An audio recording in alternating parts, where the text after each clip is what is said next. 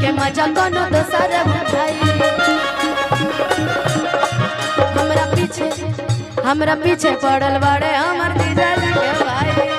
देखो ई मैं अपने बतिया कहत है कि फलानावा के बेटा तो हमके दुल्हन बना लो तो दोसर लेके जाई। अब दोसर थोड़ी जाई, हम ही लेके जा सकत नहीं, कोनो ने के दिक्कत। लेकिन लड़का के बाबूजी आज बड़े कहां बड़े तो तू कह ना कि जुगो जुगो जिया सुलनावा भवनवा के भाग जागल हो ललना ए ललना लाल होई है खुलवा के दीपक हमार मनवा में हमारी लाश गाना बा, हमार इलाश गाना बा। ओकरा बाद और कलाकार बने तो हम ऐसे चाहते नहीं कि सोहर गा दी, ऐसे कि जो ना उपलक्ष्य गाइल बनी ना गाई तो बाउरस लगे संस्कार बाबू के लिए। हाँ कि जुग जुग जिया सुलाला नवा भवनवा के भाग जागल हो। जुग जुग जिया सुलाला नवा भवनवा के भाग जागल हो। जुग जुग जिया सुलाला नवा भवनवा के भाग जागल हो। ए ललना लाल होई है फुलवा के दीपक मनवा में दीपक मनवा में लागल हो। जुग जुग जिया सुलाला नवा भवनवा के भाग जागल हो। जुग जुग जिया सुलाला नवा भवनवा के भाग जागल हो। ए ललना लाल होई है फुलवा के दीपक मनवा में आस लागल हो। ए ललना लाल होई है फुलवा के दीपक मनवा में आस।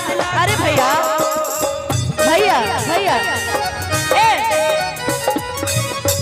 भैया बीचवा से तो कम हट जाए। अब गिराइएगा हमको दो बार, हम देखें। आओ आओ चलो साइड से खाली होई है खुलवा के दीपक मनवा में आस लागल हो। लाल होई है फुलवा के दीपक आजू के रतिया सुहावन रतिया लुभावन हो। आजू के दिनवा सुहावन रतिया ललना दीदिया के होरिला जनमले होरिलवा बड़ा सुंदर हो। ललना दीदिया के होरिला जनमले होरिलवा बड़ा सुंदर हो।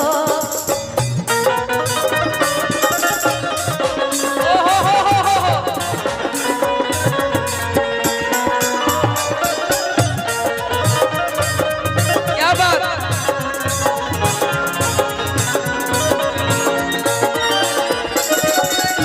फुलवा के दीपक मनवा में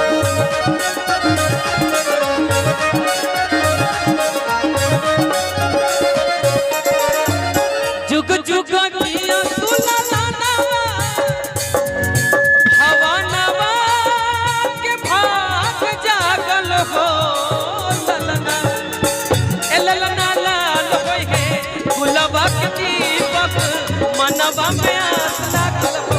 ए ललना लाल होई है फुलवा के दीपक मनवा में आस लागल हो। ए ललना लाल होई है